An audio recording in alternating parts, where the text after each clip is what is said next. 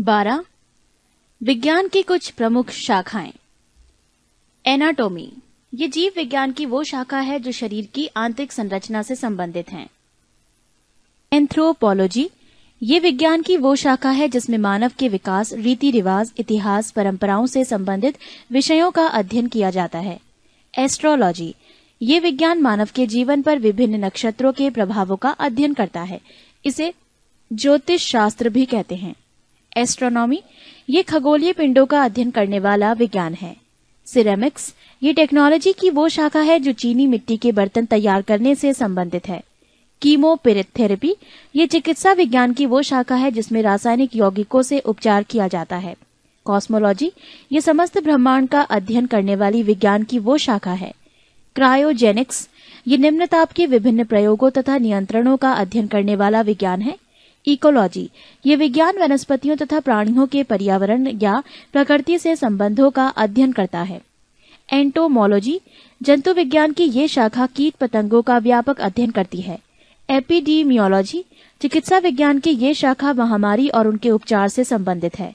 X biology, इस विज्ञान के द्वारा पृथ्वी को छोड़कर अन्य ग्रहों व उपग्रहों पर जीवन की संभावनाओं का अध्ययन किया जाता है। जियोलॉजी, भूगर्भ संबंधी अध्ययन, उसकी बनावट, संरचना आदि का अध्ययन इस विज्ञान के द्वारा किया जाता है। जीरोंटोलॉजी, वृद्धावस्था से संबंधित तथ्यों का अध्ययन इस विज्ञान के द्वारा किया जाता है। हॉर्टिकल्चर, फल फूल व साग सब्जी उगाने, बाग लगाने, पुष्प उत्पादन का अध्ययन इस विज्ञान के द्वारा किया जाता है। हाइड्रोपैथी, इस विज्ञान के द्वारा पानी से रोगों की चिकित्सा होती है। हाइजीन, स्वास्थ्य की देखभाल करने वाला ये स्वास्थ्य का विज्ञान है। पृष्ठ 421। होलोग्राफी, ये लेजर पुंज की सहायता से त्रिविमीय चित्र बनाने वाली एक विधि है। हॉरोलॉजी, ये समय मापने वाला विज्ञान है। मैमोग्राफी, ये स्त्रियों में पाए जाने वाले ब्रेस्ट कैंसर की जांच करने वाले चिकित्सा विज्ञान की शाखा है। मीट्रियोलॉजी, मौसम की दशाओं में होने वाली क्रियाओं तथा परिवर्तनों का अध्ययन इस विज्ञान के द्वारा किया जाता है। मॉर्फोलॉजी, पृथ्वी पर पाए जाने वाले प्राणियों तथा पौधों की संरचना, रूप, प्रकार आदि का अध्ययन इस विज्ञान के द्वारा किया जाता है। न्यूरोलॉजी, मानव शरीर की नाड़ियों या तंत्रिकाओं का अध्ययन तथा उपचार इस विज्ञान के द्वारा किया जाता है। ओडोंटोग्राफी, दांतों का अध्ययन करने वाली चिकित्सा विज्ञान की ये एक शाखा है। ऑप्टिक्स, प्रकाश के प्रकार व गुणों का अध्ययन करने वाले भौतिक शास्त्र की ये एक शाखा है। ऑर्निथोलॉजी, इस विज्ञान में पक्षियों से संबंधित अध्ययन किया जाता है। ऑस्टियोलॉजी, प्राणी विज्ञान की इस शाखा में हड्डियों का अध्ययन किया जाता है। पोमोलॉजी, ये विज्ञान फलों के अध्ययन से संबंधित है। सिस्मोलॉजी, विज्ञान की इस शाखा द्वारा भूकंपों का अध्ययन किया जाता है। एरोनॉटिक्स, इस विज्ञान की शाखा के अंतर्गत वायुयान संबंधी तथ्यों का अध्ययन होता है। एस्थेटिक्स, इस शाखा के अंतर्गत सौंदर्य ललित कला शास्त्र का अध्ययन होता है। एग्रोस्टोलॉजी, ये घासों से संबंधित विज्ञान की शाखा है। अर्बोरिकल्चर, ये वृक्ष उत्पादन संबंधी विज्ञान की शाखा है। आर्कियोलॉजी, ये पुरातत्व संबंधी विज्ञान की शाखा है। एस्ट्रोफिजिक्स, ये नक्षत्रों के भौतिक रूप से संबंधित खगोलीय अर्थात खगोल भौतिकी विज्ञान की शाखा है। कैलिस्थोनिक्स, इस शाखा के अंतर्गत शारीरिक सौंदर्य एवं शक्तिवर्धक व्यायामों की विधियों संबंधी ज्ञान का अध्ययन होता है। कान्कोलॉजी, इस शाखा के अंतर्गत शंख विज्ञान, मोलस्क विज्ञान का अध्ययन होता है। कॉस्मोगेनी, इस शाखा के अंतर्गत ब्रह्मांडोत्पत्ति सिद्धांत का अध्ययन होता है। पृष्ठ 422। ऑस्मोग्राफी, इस शाखा के अंतर्गत विश्व रचना संबंधी ज्ञान का अध्ययन होता है। क्रिप्टोग्राफी, इस शाखा के अंतर्गत गुढ़ लेखन या बीज लेखन संबंधी ज्ञान का अध्ययन होता है। एपिग्राफी, इस शाखा के अंतर्गत शिलालेख संबंधी ज्ञान का अध्ययन होता है। एथनोग्राफी, इस शाखा के अंतर्गत मानव जाति का अध्ययन होता है। इथोलॉजी, इस शाखा के अंतर्गत प्राणियों के आचार तथा व्यवहार का अध्ययन होता है। जेनिकोलॉजी, इस शाखा के अंतर्गत जीवों की जातियों के विभेदों का अध्ययन होता है। जियोडेसी, इस शाखा के अंतर्गत भूगणित विज्ञान का अध्ययन किया जाता है। जियोमेडिसिन, यह औषधि शास्त्र की वो शाखा है जो जलवायु तथा वातावरण का स्वास्थ्य पर प्रभाव का अध्ययन करती है। हीलियोथेरेपी, सूर्य के प्रभाव से चिकित्सा करने की प्रक्रिया कहते हैं। हाइड्रोपोनिक्स, इस शाखा के अंतर्गत जल संवर्धन का अध्ययन किया जाता है। हाइड्रोस्टैटिस्टिक इस शाखा के अंतर्गत द्रव स्थैतिक का अध्ययन होता है। लेक्सिकोग्राफी ये शब्दकोश संकलन तथा लिखने की कला है। न्यूमरोलॉजी ये विज्ञान की वो शाखा है जिसमें अंकों का अध्ययन किया जाता है। न्यूमिस्मेटिक्स इस विज्ञान की शाखा के अंतर्गत पुराने सिक्कों कॉइन्स का अध्ययन होता है। फिकोलॉजी इन शाखा के अंतर्गत शैवालों एल्गे का अध्ययन होता है। सेलिनोलॉजी इस शाखा के अंतर्गत चंद्रमा के मूल स्वरूप तथा गति के वर्णन का अध्ययन किया जाता है। सेरीकल्चर इस शाखा के अंतर्गत रेशम के कीड़े के पालन और उनसे रेशम के उत्पादन का अध्ययन होता है। टेलीपैथी इस शाखा के अंतर्गत मानसिक संक्रमण की प्रक्रिया का अध्ययन होता है। हिप्नोलॉजी नींद का अध्ययन। टॉक्सिकोलॉजी इस शाखा के अंतर्गत विषयों के बारे में अध्ययन होता है। पृष्ठ 423। अध्याय 9 विज्ञान एवं प्रौद्योगिकी। 1 भारतीय अंतरिक्ष अनुसंधान। भारतीय राष्ट्रीय अंतरिक्ष अनुसंधान समिति का गठन 1962 में प्रसिद्ध अंतरिक्ष वैज्ञानिक डॉ. विक्रम साराभाई यानी भारतीय अंतरिक्ष कार्यक्रम के जनक की अध्यक्षता में किया गया, जिसने परमाणु ऊर्जा विभाग के अंतर्गत कार्य करना प्रारंभ किया। भारतीय राष्ट्रीय अंतरिक्ष अनुसंधान समिति का पुनर्गठन करके 15 अगस्त 1969 को भारतीय अंतरिक्ष अनुसंधान संगठन ISRO की स्थापना की गई। भारतीय अंतरिक्ष कार्यक्रमों को सुचारू रूप से संचालित करने के लिए अंतरिक्ष आयोग और अंतरिक्ष विभाग का 1972 में गठन किया गया तथा इसरो को अंतरिक्ष विभाग के नियंत्रण में रखा गया। वस्तुतः भारतीय अंतरिक्ष कार्यक्रम की शुरुआत नवंबर 1963 में तिरुवनंतपुरम स्थित सेंट मैरी मैक्डेलेन चर्च के एक कमरे में हुई थी। 21 नवंबर 1963 को देश का पहला साउंडिंग रॉकेट नाइक एपाश अमेरिकी निर्मित कोथुम्बा भूमध्य रेखीय रॉकेट प्रक्षेपण केंद्र TERLS से प्रक्षेपित किया गया। अंतरिक्ष विज्ञान के क्षेत्र की कुछ महत्वपूर्ण घटनाएं। दिनांक 4/10/1957 अंतरिक्ष यान स्पुतनिक प्रथम। उपलब्धि पूर्व सोवियत संघ द्वारा अंतरिक्ष में प्रमोचित सबसे पहला उपग्रह। 3/11/1957 स्पुतनिक द्वितीय। उपलब्धि अंतरिक्ष में जीवित कुत्ते लाइका को ले जाने वाला पहला उपग्रह। 18/12/1958 अंतरिक्ष यान स्कोर। उपलब्धि अंतरिक्ष में स्थापित किया हुआ पहला संचार उपग्रह। 4/10/1959 लूना 3। उपलब्धि पहला अंतरिक्ष यान जिसने चंद्रमा के उस पृष्ठ के चित्र भेजे जो पृथ्वी से दिखाई नहीं पड़ते हैं। 12/4/1961 वोस्टॉक 1। उपलब्धि मानव द्वारा पहली अंतरिक्ष यात्रा पूर्व सोवियत संघ के यूरी गागरिन ने पृथ्वी का एक परिक्रमण 12 अप्रैल 1961 में किया। 4/12/1963 वोस्टॉक 6। पूर्व सोवियत संघ की वैलेंटाइना टेरेशकोवा प्रथम महिला अंतरिक्ष यात्री बनी। 6/4/1965 इंटेलसेट व्यावसायिक उपयोग के लिए पहला संचार उपग्रह। 16/11/1965 वेनेरा तृतीय। उपलब्धि पहला अंतरिक्ष यान जो किसी अन्य ग्रह अर्थात शुक्र ग्रह पर उतरा। 21/10/1968 अंतरिक्ष यान लूना 9। उपलब्धि चंद्रमा तल पर सफलतापूर्वक उतरने वाला पहला अंतरिक्ष यान। 14/11/1969 अंतरिक्ष यान सोयूज 4। उपलब्धि सबसे पहला प्रयोगात्मक अंतरिक्ष केंद्र। 16/7/1969 अंतरिक्ष यान अपोलो 11। उपलब्धि नील आर्मस्ट्रांग चंद्रमा पर कदम रखने वाला पहला मानव बना। इसके बाद एडविन एल्ड्रिन चंद्रमा की धरती पर उतरा। 19/5/1971 अंतरिक्ष यान मार्स द्वितीय। उपलब्धि मंगल ग्रह पर पहली बार अंतरिक्ष यान का उतरना। अंतरिक्ष केंद्र और इकाइयां। विक्रम साराभाई अंतरिक्ष केंद्र तिरुवनंतपुरम VSSC। ये केंद्र रॉकेट अनुसंधान तथा प्रक्षेपण यान विकास परियोजनाओं को बनाने और उन्हें क्रियान्वित करने में अग्रणी भूमिका निभाता है। पृष्ठ 426। अभी तक के सभी प्रक्षेपण यानों तथा SLV तृतीय, ASLV, PSLV एवं GSLV को इसी केंद्र में विकसित किया गया है। इसरो उपग्रह केंद्र बेंगलौर ICAC। इस केंद्र में उपग्रह परियोजनाओं के डिजाइन, निर्माण, परीक्षण और प्रबंध कार्य संपन्न किए जाते हैं। अंतरिक्ष उपयोग केंद्र अहमदाबाद SAC। इस केंद्र के प्रमुख कार्यों में दूरसंचार व टेलीविजन में उपग्रह का प्रयोग, प्राकृतिक संसाधनों के सर्वेक्षण और प्रबंध के लिए दूर संवेदन, मौसम विज्ञान, भूमापन, पर्यावरण पर्यवेक्षण आदि शामिल हैं।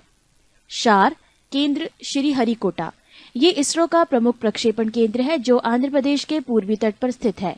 इस केंद्र में भारतीय प्रक्षेपण यान के ठोस ईंधन रॉकेट के विभिन्न चरणों का पृथ्वी पर परीक्षण तथा प्रणोदक का प्रसंस्करण भी किया जाता है। द्रव प्रणोदक प्रणाली केंद्र LPSC तिरुवनंतपुरम बेंगलोर और महेंद्रगिरी तमिलनाडु में इस केंद्र की शाखाएं हैं। ये केंद्र इसरो के उपग्रह प्रक्षेपण यानों और उपग्रहों के लिए द्रव ईंधन से चलने वाली चालक नियंत्रण प्रणालियों और इंजनों के डिजाइन, विकास और आपूर्ति के लिए कार्यरत हैं। महेंद्रगिरी में द्रव ईंधन से चलने वाले रॉकेट इंजनों का परीक्षण सुविधा उपलब्ध है। इसरो टेलीमेट्री निगरानी एवं नियंत्रण नेटवर्क ISTRAC इस नेटवर्क का मुख्यालय तथा उपग्रह नियंत्रण केंद्र बेंगलोर में स्थित है। श्रीहरिकोटा, तिरुवनंतपुरम, बेंगलोर, लखनऊ, पोर्ट ब्लेयर और मॉरिशस में इसके भू केंद्र हैं। इसका प्रमुख कार्य इसरो के प्रक्षेपण यानों एवं उपग्रह मिशनों तथा अन्य अंतरिक्ष एजेंसियों को टेलीमेट्री निगरानी और नियंत्रण सुविधाएं प्रदान करना है। मुख्य नियंत्रण सुविधा हासन MCF इनसेट उपग्रह के प्रक्षेपण के बाद की सभी गतिविधियों तथा उपग्रह को कक्षा में स्थापित करना, केंद्र से उपग्रह का नियमित संपर्क स्थापित करना तथा कक्षा में उपग्रह की सभी क्रियाओं पर निगरानी एवं नियंत्रण का दायित्व कर्नाटक के हासन स्थित मुख्य नियंत्रण सुविधा के पास है। इसरो का दूसरा मुख्य नियंत्रण सुविधा केंद्र मध्य प्रदेश के भोपाल में 11 अप्रैल 2005 को स्थापित किया गया। इसरो जड़त्व प्रणाली इकाई तिरुअनंतपुरम IISU इसरो की इस इकाई का प्रमुख कार्य प्रक्षेपण यानों और उपग्रहों के लिए जड़त्व प्रणाली का विकास करना है। भौतिक अनुसंधान प्रयोगशाला अहमदाबाद PRL अंतरिक्ष विभाग के अंतर्गत कार्यरत ये संस्थान अंतरिक्ष और संबद्ध विज्ञान में अनुसंधान एवं विकास करने वाला प्रमुख राष्ट्रीय केंद्र है। राष्ट्रीय दूरसंवेदी एजेंसी हैदराबाद NRSA अंतरिक्ष विभाग के अंतर्गत कार्यरत ये एजेंसी उपग्रह से प्राप्त आंकड़ों का उपयोग करके पृथ्वी के संसाधनों की पहचान, वर्गीकरण और निगरानी करने की जिम्मेदारी निभाती है। इसका प्रमुख केंद्र बालानगर में है। इसके अतिरिक्त देहरादून स्थित भारतीय दूरसंवेदी संस्थान भी राष्ट्रीय दूरसंवेदी एजेंसी का ही एक अंग है। प्रमुख भारतीय उपग्रह आर्यभट्ट स्वदेशी तकनीक से निर्मित प्रथम भारतीय उपग्रह आर्यभट्ट को 19 अप्रैल 1975 को पूर्व सोवियत संघ के बैकानूर अंतरिक्ष केंद्र से इंटर कॉस्मोस प्रक्षेपण यान द्वारा पृथ्वी के निकट वृत्तीय कक्षा में 594 किलोमीटर की ऊंचाई पर सफलतापूर्वक स्थापित किया गया। इसका वजन 360 किलोग्राम था। इस अभियान के 3 प्रमुख लक्ष्य थे: वायु विज्ञान प्रयोग, सौर भौतिकी प्रयोग तथा एक्स किरण खगोलकी प्रयोग। इस उपग्रह में संचार व्यवस्था से जुड़े कुछ प्रयोग किए गए। विशुद्ध रूप से वैज्ञानिक उपग्रह के रूप में विकसित आर्यभट्ट को सक्रिय कार्य निविधि मात्र 6 माह निर्धारित की गई थी, परंतु उसने मार्च 1980 तक अंतरिक्ष से आंकड़े भेजने का कार्य किया। भास्कर प्रथम प्रायोगिक पृथ्वी पर्यवेक्षण उपग्रह भास्कर प्रथम को 7 जून 1979 को पूर्व संयोजित संघ के प्रक्षेपण केंद्र बैकानूर से इंटर कॉस्मोस प्रक्षेपण यान द्वारा पृथ्वी से 525 किलोमीटर की ऊंचाई पर पूर्व निर्धारित कक्षा में सफलतापूर्वक स्थापित किया गया। इसका लक्ष्य जल विज्ञान, हिमगलन, समुद्र विज्ञान एवं वानिकी के क्षेत्र में भू पर्यवेक्षण अनुसंधान करना था। इसने 1 अगस्त 1981 को कार्य करना बंद कर दिया। पृष्ठ 427 भास्कर द्वितीय भास्कर प्रथम के संशोधित प्रतिरूप भास्कर द्वितीय को भी रूसी प्रक्षेपण केंद्र बैकानूर से ही 20 नवंबर 1981 की पृथ्वी से 525 किलोमीटर की ऊंचाई पर स्थापित किया गया तथा इसका घूर्णन कक्षा तल के लंबवत रखा गया। समीर उपकरण के कारण भास्कर द्वितीय द्वारा समुद्री सतह का ताप, सामुद्रिक स्थिति, बर्फ गिरने व पिघलने आदि जैसी अनेक घटनाओं का व्यापक विश्लेषण किया गया। रोहिणी श्रृंखला रोहिणी उपग्रह श्रृंखला के अंतर्गत भारतीय प्रक्षेपण केंद्र श्रीहरिकोटा से भारतीय प्रक्षेपण यान SLV तृतीय द्वारा 4 उपग्रह प्रक्षेपित किए गए। इस श्रृंखला के उपग्रहों के प्रक्षेपण का मुख्य उद्देश्य भारत के प्रथम उपग्रह प्रक्षेपण यान SLV तृतीय का परीक्षण करना था। इस अभियान का प्रथम एवं तृतीय प्रायोगिक परीक्षण असफल रहा था। इस अभियान के द्वितीय अप्रायोगिक परीक्षण में रोहिणी RS-1 को 18 जुलाई 1980 को श्रीहरिकोटा से SLV-3 प्रक्षेपण यान से सफलतापूर्वक प्रक्षेपित किया गया। इस प्रकार रोहिणी RS प्रथम भारतीय भूमि से भारतीय प्रक्षेपण यान द्वारा प्रक्षेपित प्रथम भारतीय उपग्रह बना। चतुर्थ प्रायोगिक परीक्षण में रोहिणी RS-D द्वितीय को 17 अप्रैल 1983 को श्रीहरिकोटा से SLV तृतीय D2 द्वारा सफलतापूर्वक प्रक्षेपित किया गया। इस सफलता ने SLV तृतीय को एक प्रामाणिक प्रक्षेपण यान सिद्ध कर दिया तथा भारत को छोटे प्रक्षेपण यानों को विकसित करने वाले देशों की श्रेणी में ला दिया। प्रायोगिक संचार उपग्रह एप्पल भारत का पहला संचार उपग्रह था जिसे भूस्थैतिक कक्षा में स्थापित किया गया था। भारत की प्रथम प्रायोगिक संचार उपग्रह एप्पल को 19 जून 1981 को फ्रेंच गुयाना के कोरू अंतरिक्ष प्रक्षेपण केंद्र से यूरोपीय अंतरिक्ष एजेंसी के एरियन चतुर्थ प्रक्षेपण यान द्वारा भू स्थिर कक्षा में लगभग 36,000 किलोमीटर की ऊंचाई पर स्थापित किया गया। इस उपग्रह का उपयोग राष्ट्रीय संचार व्यवस्था को आधुनिक बनाने, घरेलू संचार व्यवस्था, रेडियो नेटवर्क डाटा संप्रेषण, दूर दराज के क्षेत्रों में संचार व्यवस्था स्थापित करने, भूस्थैतिक कक्षा में उपग्रहों के प्रक्षेपण की तकनीक का ज्ञान प्राप्त करने तथा संचार के प्रयुक्त सी बैंड ट्रांसपोंडर के प्रयोग आदि में किया गया। एप्पल से प्राप्त तकनीकी अनुभव ने इनसैट श्रृंखला के निर्माण एवं विकास में महत्वपूर्ण भूमिका निभाई। विस्तारित रोहिणी उपग्रह श्रृंखला स्त्रात SROSS। इस श्रृंखला का उद्देश्य 100 से 150 किलोग्राम वर्ग के उपग्रहों का निर्माण करना था, जिन्हें सर्वाधिक उपग्रह प्रक्षेपण यान augmented satellite launch vehicle ASLV द्वारा छोड़ा गया था। इस श्रृंखला के तहत 4 उपग्रह स्त्रास 1, स्त्रास 2, स्त्रास 3 एवं स्त्रास 4 प्रक्षेपित किया गया। स्त्रास प्रथम एवं स्त्रास द्वितीय असफल रहा। भारतीय राष्ट्रीय उपग्रह इनसैट प्रणाली। भारतीय राष्ट्रीय उपग्रह प्रणाली अर्थात इनसैट प्रणाली एक बहुउद्देशीय कार्यरत उपग्रह प्रणाली है जो एशिया प्रशांत क्षेत्र में सबसे बड़ी घरेलू संचार उपग्रह प्रणालियों में से एक है। इसका उपयोग लंबी दूरी के घरेलू दूरसंचार, ग्रामीण क्षेत्रों में उपग्रहों के माध्यम से सामुदायिक दूरदर्शन के सीधे राष्ट्रव्यापी प्रसारण को बेहतर बनाने, भू-स्थित ट्रांसमीटरों के माध्यम से पुनः प्रसारण हेतु आकाशवाणी तथा दूरदर्शन कार्यक्रमों को देश भर में प्रसारित करने, मौसम संबंधी जानकारी, वैज्ञानिक अध्ययन हेतु भू सर्वेक्षण तथा आंकड़ों के संप्रेषण में किया जाता है। इनसैट प्रणाली अंतरिक्ष विभाग, दूरसंचार विभाग, भारतीय मौसम विभाग, आकाशवाणी तथा दूरदर्शन का संयुक्त प्रयास है, जबकि इनसैट अंतरिक्ष कार्यक्रमों की व्यवस्था, निगरानी और संचालन का पूर्ण दायित्व अंतरिक्ष विभाग को सौंपा गया है। इनसैट प्रणाली के प्रथम पीढ़ी में 4 उपग्रह INSAT 1A, 1B, 1C, 1D। द्वितीय पीढ़ी में 5 उपग्रह INSAT 2A, 2B, 2C, 2D, 2E।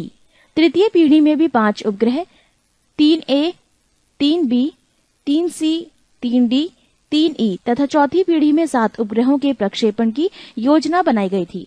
चौथी पीढ़ी के उपग्रह 4A, 4C, 4B तथा 4CR का प्रक्षेपण हो चुका है। पृष्ठ 428। 2. भारतीय परमाणु अनुसंधान। डॉक्टर होमी जे भाभा की अध्यक्षता में 10 अगस्त 1948 को परमाणु ऊर्जा आयोग की स्थापना के साथ ही परमाणु ऊर्जा अनुसंधान की भारतीय यात्रा आरंभ हुई। भारत के प्रधानमंत्री श्री अध्यक्षता में परमाणु ऊर्जा कार्यक्रमों के कार्यान्वयन हेतु अगस्त 1954 में परमाणु ऊर्जा विभाग की स्थापना की गई। परमाणु ऊर्जा के सभी कार्यक्रम प्रधानमंत्री के तत्वावधान में किए जाते हैं। परमाणु अनुसंधान एवं विकास के प्रमुख केंद्र। 1. भाभा परमाणु अनुसंधान केंद्र बार्क। ट्राम्बे मुंबई में स्थापित भाभा परमाणु अनुसंधान केंद्र बार्क परमाणु विज्ञान एवं संबद्ध क्षेत्र में कार्यरत देश का प्रमुख अनुसंधान केंद्र है। बार्क परमाणु विद्युत कार्यक्रम तथा उद्योग एवं खनिज क्षेत्र की इकाइयां अनुसंधान एवं विकास में सहायता प्रदान करता है। इस केंद्र ने उद्योग, औषधि तथा कृषि के क्षेत्र में रेडियो आइसोटोप के चिकित्सीय उपयोगों सहित परमाणु ऊर्जा के शांतिपूर्ण कार्यों में उपयोग की प्रौद्योगिकी का विकास किया है। प्रायोगिक रिएक्टरों को जीरो पावर रिएक्टर भी कहते हैं, क्योंकि इसका इस्तेमाल ऊर्जा प्राप्ति की अपेक्षा नाभिकीय अनुसंधान के लिए खास तौर से किया जाता है। कनाडा के सहयोग से बार्क में स्थापित साइरस तापीय रिएक्टर का मुख्य उद्देश्य रेडियो आइसोटोप का उत्पादन एवं उनके प्रयोग को प्रोत्साहित करना है। ध्रुव अनुसंधान रिएक्टर में रेडियो आइसोटोप तैयार करने के साथ साथ परमाणु प्रौद्योगिकियों व पदार्थों में शोध पर कार्य किया जाता है। बार्क के परमाणु रिएक्टर। अप्सरा, निर्माण वर्ष 1965, क्षमता मेगावाट में 1। साइरस, निर्माण वर्ष 1960, क्षमता 40। जर्लिना, निर्माण वर्ष 1961, क्षमता 00। पूर्णिमा 1, निर्माण वर्ष 1972, क्षमता 00। पूर्णिमा द्वितीय, निर्माण वर्ष 1980, क्षमता 00।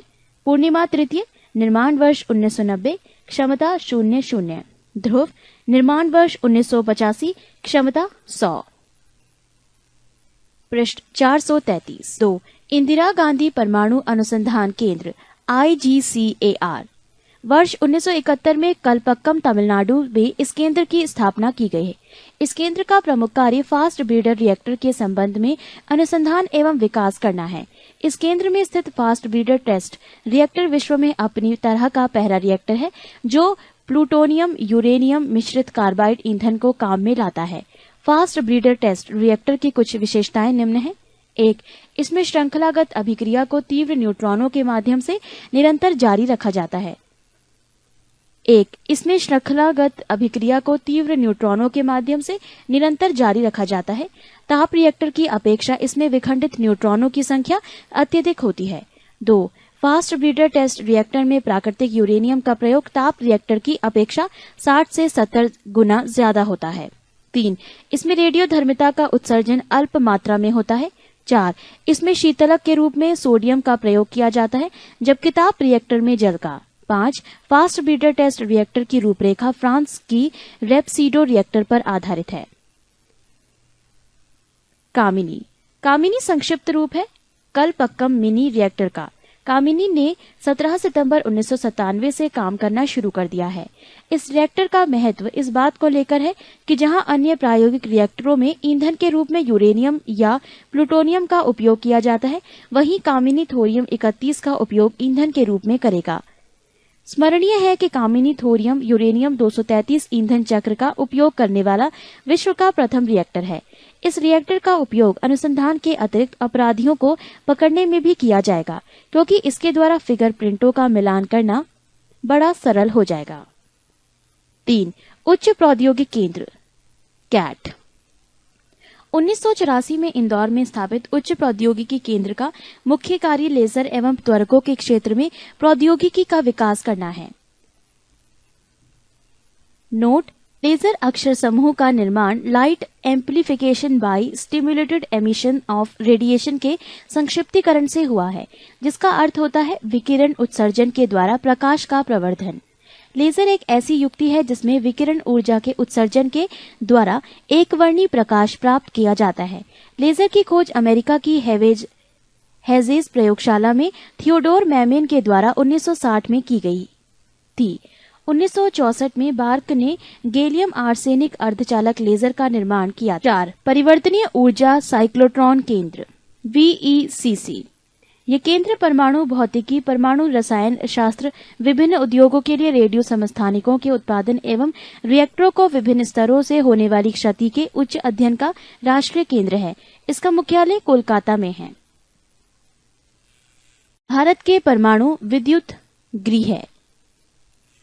परमाणु विद्युत उत्पादन के प्रबंधन के लिए 1987 में भारतीय परमाणु विद्युत निगम लिमिटेड की स्थापना की गई। तारापुर परमाणु विद्युत गृह संयुक्त राज्य अमेरिका की सहायता से स्थापित भारत का पहला परमाणु विद्युत संयंत्र है। यहां अमेरिका से आयातित व संवर्धित यूरेनियम का ईंधन के रूप में प्रयोग होता है। इस विद्युत गृह के लिए आवश्यक ईंधन की आपूर्ति अंतिम समय तक संयुक्त राज्य अमेरिका द्वारा की जाएगी। रावत भाटा परमाणु विद्युत गृह प्रारंभ में कनाडा के सहयोग से शुरू किया गया था। बाद में ये परियोजना स्वदेशी तकनीक से पूरी की गई। वर्तमान में ये भारत का सबसे बड़ा न्यूक्लियर पार्क है। परमाणु ऊर्जा विभाग की अन्य प्रमुख इकाइयां। संस्थान का नाम: परमाणु पदार्थ निदेशालय, स्थिति हैदराबाद। गुरु जल बोर्ड मुंबई। नाभिकीय ईंधन परिसर हैदराबाद। भारतीय नाभिकीय ऊर्जा कॉर्पोरेशन लिमिटेड मुंबई। भारतीय यूरेनियम निगम लिमिटेड जादूगुड़ा। भारतीय रेयर अर्थ लिमिटेड मुंबई। विकिरण और आइसोटोप प्रौद्योगिकी बोर्ड मुंबई। पृष्ठ 434। भारत के परमाणु विद्युत गृह। परमाणु विद्युत गृह कार्यरत: 1 तारापुर परमाणु विद्युत गृह 1 व 2, स्थिति महाराष्ट्र। निर्माण वर्ष 1972। क्षमता 320 मेगावाट। 2 राजस्थान परमाणु विद्युत गृह 1, 2 व विद्युत गृह 3, स्थिति रावतभाटा राजस्थान। निर्माण वर्ष 1972। क्षमता 440 मेगावाट। विद्युत गृह 3, स्थिति रावतभाटा राजस्थान। निर्माण वर्ष 1999। क्षमता 220 मेगावाट। 3 मद्रास परमाणु विद्युत गृह 1 व 2, स्थिति कलपक्कम तमिलनाडु। निर्माण वर्ष 1983। क्षमता 470। 4 नरोरा परमाणु विद्युत गृह 1 व 2, स्थिति बुलंदशहर उत्तर प्रदेश। निर्माण वर्ष 1991। क्षमता 470। 5 काकरापार परमाणु विद्युत गृह 1 व 2, स्थिति सूरत गुजरात। निर्माण वर्ष 1993। क्षमता 220। 6 कैगा परमाणु विद्युत गृह 1 व 2, स्थिति कर्नाटक। निर्माण वर्ष 1999। क्षमता 440। निर्माणाधीन: 1 काकरापार परमाणु विद्युत गृह 3, स्थिति सूरत गुजरात। निर्माण वर्ष डैश क्षमता 440 मेगावाट। 2 राजस्थान परमाणु विद्युत गृह 4, स्थिति रावतभाटा राजस्थान। निर्माण वर्ष डैश क्षमता 440। 3 कुडुनकुलम परमाणु विद्युत गृह 1 व 2, स्थिति कन्याकुमारी तमिलनाडु। निर्माण वर्ष डैश क्षमता 2000 मेगावाट। निर्माण हेतु संस्तुति: 1 तारापुर परमाणु विद्युत गृह 3 व 4, स्थिति महाराष्ट्र। निर्माण वर्ष डैश क्षमता 1000। 2 राजस्थान परमाणु विद्युत गृह 5, 6, 7 व 8, स्थिति रावतभाटा राजस्थान। निर्माण वर्ष डैश क्षमता 2000। नोट: विश्व का पहला परमाणु बिजली घर रूस में स्थापित किया गया था, दूसरा यूएसए में।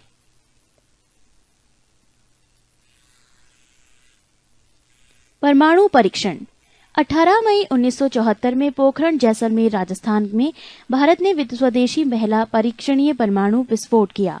ये बम 12 किलोटन क्षमता का था।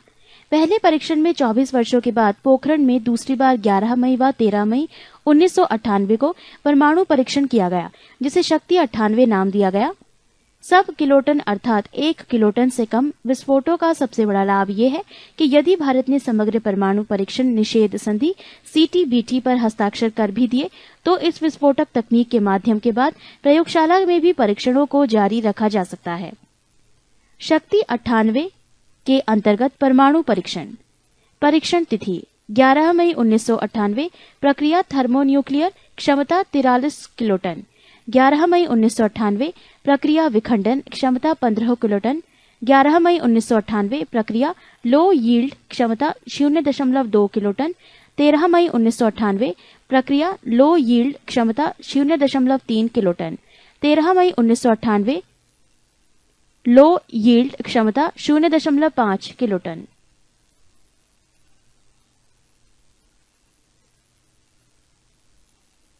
शक्ति 98 योजना की सफलता का श्रेय 3 वैज्ञानिकों को संयुक्त रूप से जाता है। 1 आर चिदम्बरम, 2 APJ अब्दुल कलाम, 3 अनिल काकोदकर। 1974 के परमाणु परीक्षण में मात्र प्लूटोनिक ईंधन का उपयोग हुआ था, जबकि वर्ष 1998 में परिशोषित यूरेनियम से लेकर ट्रिटियम ड्यूटोरियम तक का उपयोग किया गया। ट्रिटियम ईंधन परमाणु ऊर्जा रिएक्टरों में प्रयोग में लाए जाने वाले भारी जल से जल प्राप्त किया जाता है। नोट: संयुक्त राज्य अमेरिका ने जुलाई 1945 में पहला नाभिकीय विस्फोट व्हाइट सैंडर्स में किया था। 3 भारतीय रक्षा प्रौद्योगिकी। रक्षा क्षेत्र में अनुसंधान एवं विकास के लिए रक्षा अनुसंधान एवं विकास संगठन की स्थापना वर्ष 1958 में की गई। इस समय इसे कुछ अन्य प्रौद्योगिकी संस्थानों के साथ मिलाकर स्थापित किया गया था। पृष्ठ 435। 1980 में स्वतंत्र रक्षा अनुसंधान एवं विकास विभाग को गठित किया गया। रक्षा अनुसंधान एवं विकास संगठन DRDO के प्रमुख एवं महानिदेशक रक्षा मंत्री के वैज्ञानिक सलाहकार होते हैं। इस संगठन का मुख्यालय नई दिल्ली में है। रक्षा उत्पादन विभाग एवं रक्षा आपूर्ति विभाग का 1984 में विलय करके रक्षा उत्पादन एवं आपूर्ति विभाग की स्थापना की गई। रक्षा उत्पादन एवं आपूर्ति विभाग से जुड़े सार्वजनिक संस्थान हिंदुस्तान एरोनॉटिक्स लिमिटेड, मुख्यालय बेंगलौर, स्थापना वर्ष 1964। भारत इलेक्ट्रॉनिक्स लिमिटेड, मुख्यालय बेंगलौर, स्थापना वर्ष 1954। भारत अर्थ मूवर्स लिमिटेड, मुख्यालय बेंगलौर, स्थापना वर्ष 1964। मझगांव डॉक लिमिटेड, मुख्यालय मुंबई, स्थापना वर्ष 1960। गोवा शिपयार्ड लिमिटेड, मुख्यालय वास्को डी गामा, स्थापना वर्ष डैश। भारत डायनामिक्स लिमिटेड, मुख्यालय हैदराबाद, स्थापना वर्ष 1970। मिश्र धातु निगम लिमिटेड, मुख्यालय हैदराबाद, स्थापना वर्ष 1973। गार्डन रिच वर्कशॉप लिमिटेड, मुख्यालय कलकत्ता, स्थापना वर्ष 1934।